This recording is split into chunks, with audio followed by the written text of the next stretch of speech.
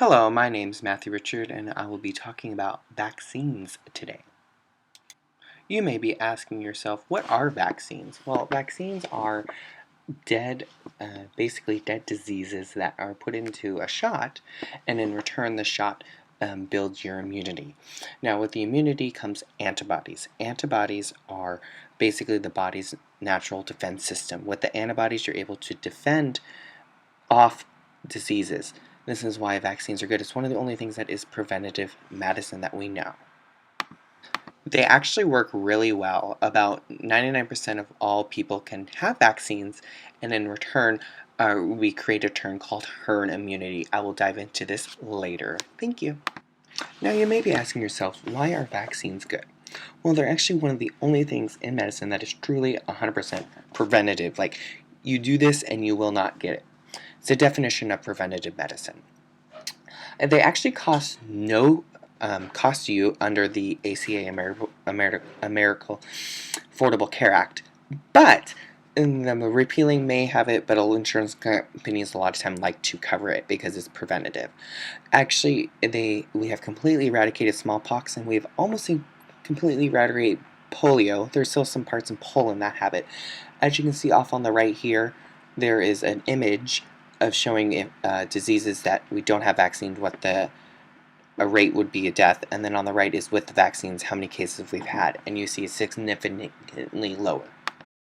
You can see that there's actually people who cannot have vaccines. They actually have autoimmune disorders, which their body does not produce antibodies. Now, without antibodies, you have no immunity. Therefore, the vaccines on these very slim people do not work. Now, they actually trust on other people to get vaccines because of the term herd immunity.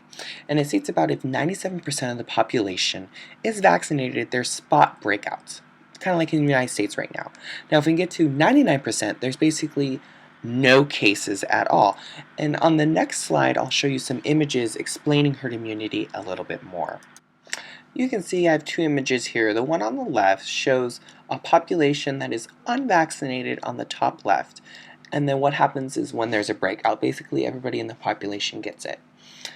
Now, if we get to just a few people vaccinated in the middle row, and you see still a lot of people get it, but on the bottom here you see if 97% of the population is vaccinated, the people that get it are generally the only people that get it, very few breakouts. That's what we're striving for. Now on the top right, herd immunity, if you don't catch it, you will not pass it on, which is true.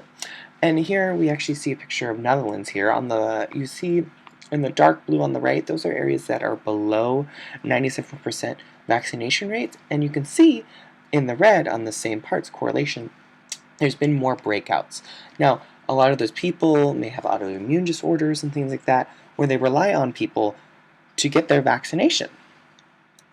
You may be asking yourself, why haven't people been getting vaccinated in the United States? Well, that's because in early 2000 there was a report that surfaced up that stating that vaccines actually cause autism, which is completely false, and I'll explain why. It was based off a survey of 12 kids. On a normal survey, we have about at least 100,000, if not 1 million people.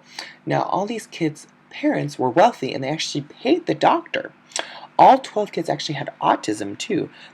Actually, later the doctor actually had to revoke his license and is no longer allowed to practice medicine. There's actually been more surveys out actually showing that there is strong correlation of autism does not have it. The problem is autism starts to show signs right after you get your vaccines. So because of this, there's a lot of people who choose, well, I don't want to risk it, and which is completely false, which is why we need to turn that stigmatism around so we can have people who rely on vaccines actually have the people get it. Why do we now more than ever need to get vaccines? Well, there's actually been a lot of outbreaks in my area, which is up in Washington, pertussis and mumps. Actually, this just past month, one elementary in Auburn School District had 78 kids go home with mumps. The sad part was 54% of all the people were vaccinated.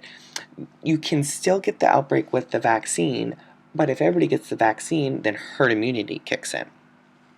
sometimes their antibodies go down, which in return means you need a booster shot, which is where boosters come in.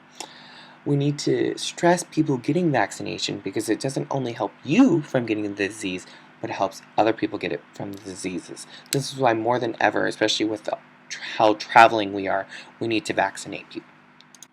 Now, lastly, I have some questions for people who choose not to vaccinate their kids.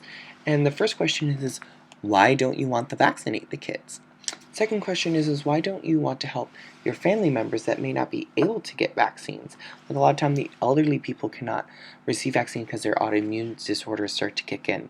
And why do you still want to have a chance of your kids actually getting the disease if they don't even get vaccinated? So those are some questions that I have for people who choose not to vaccinate themselves or their kids. You feel free to comment if you like. And the last page here is my references.